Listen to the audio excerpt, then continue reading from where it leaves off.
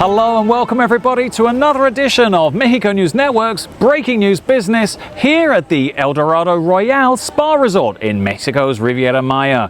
I'm your host, Elliot Bullman. Before we start, remember to follow us on all our social networks, Facebook, Twitter and Google+, and catch us daily on MexicoNewsNetwork.com for relevant stories and news. Let's start with today's show. You should have your money diversified, not just kept in a single currency, says Pablo Gonzalez, Chief Executive Officer of Bitso. Having all your money in pesos can be dangerous because it would generate bigger losses if something happens to the currency, says the expert. One of the advantages of Bitcoin is that it's available to buy 24 hours a day, not like dollars and other currencies that can only be purchased at times of banks or exchange houses. The movements in the exchange rate are given at all times. Bitcoins follow behaviors such as metals like gold. They act as a hedge or an instrument to store value. So when currency markets don't go so well, the Bitcoins acquire greater robustness and act in an uncorrelated way to traditional investments. It's impossible to break the protocol and steal Bitcoins from another person or company. What should be taken care of is the way in which they're stored. It's like having digital cash. Bitcoins are bought with dollars in the United States, sent to Mexico, and these Bitcoins are sold for pesos and a local payment is made. In my view, emerging markets like Mexico should embrace and take full advantage of this technology because it can boost financial inclusion for Mexicans who don't have a bank account. When was the last time you ate in a restaurant? The National Chamber of the Restaurant and Food Industry in Cancun, CANIRAC, plans to launch 2 new strategies in order to help this sector recover its former glory. The new leader of the chamber, Juan Pablo Aguirre de la Torre, recalled that the all-inclusive was a measure that greatly affected the industry. For this reason, 2 strategies are coordinated: Sal a Comer and United for Mexico. The first is a program that will include all the offers of restaurants registered to the CANIRAC, as well as the different prices, special menus and promotions of each establishment.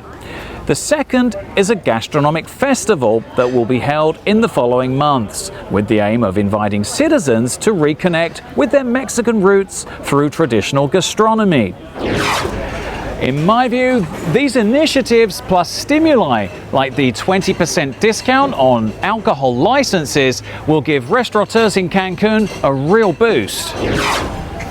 In the last few years, Mexico has become the 3rd largest producer of processed foods in the Americas and the 2nd largest supplier to the United States. By 2020, the consumption of processed foods in Mexico is expected to reach $209 billion. The categories with the highest sales in the domestic market are bakery wares, dairy produce, and confectionery. The main destinations of processed foods are the United States, followed by Japan, Canada, and Hong Kong. The Ministry of Agriculture, Livestock, Rural Development, Fisheries and Food, SAGARPA, Jose Calzada Rovirosa, said that during the first quarter of 2016, agri-food exports rose 6.6% on an annual basis to reach $7.5 billion. As a result, an historic trade balance surplus of $1.5 billion was registered, as well as an agri-food commercial flow with over 150 destinations.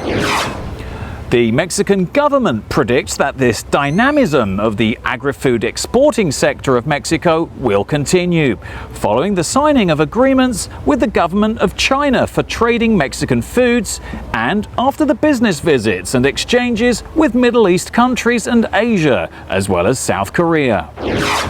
So talking about how Mexico is exporting more and more to the United States, we're talking now to Randy Toby from Des Moines, Iowa. Hey Randy, how you doing? I'm doing well, thank you very much. Great to meet you. Nice to meet you. Now listen, did you know that Mexico has become the second largest producer or supplier to the United States of agricultural products? I did not know that. What type of products do they export to Iowa?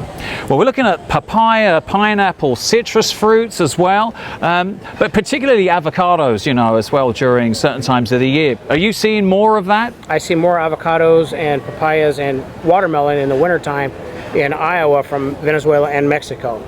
No, that's awesome. And is there a shortfall of local producers that's looking towards the import from Mexico? Yes, during the winter months I see less from California, more from Mexico and the southern regions than I do from California, obviously. Yeah, great. Now let me ask you this, have you been down to Mexico before? I have. How many times? This is my 8th time down here in Mexico. Oh wow. So what keeps bringing you back? The jalapeno sauce. Oh really? The habanero sauce, excuse me, the habanero sauce. Okay, now you told me earlier that that's got a special ingredient, the way it's done. How is it done? How do you like it? They grill the habanero, they add some salt, pepper, garlic with some olive oil, cook it all up, blend it, and bring it out to the table. Mexico's production, agriculture, livestock and availability of raw materials means that it has a trading partnership now with over 40 countries for food exports. This, in my opinion, will help to drive the agri-food industry even further for Mexico. This was all for today. Thank you for joining us here at the El Dorado Royale Spa Resort in Mexico's Riviera Maya. I'm your host, Elliot Bullman. Before we go, remember to follow us on all our social media networks, Facebook, Twitter, and Google+. And you can follow us daily on our website, MexicoNewsNetwork.com, for relevant stories and news. Until next time.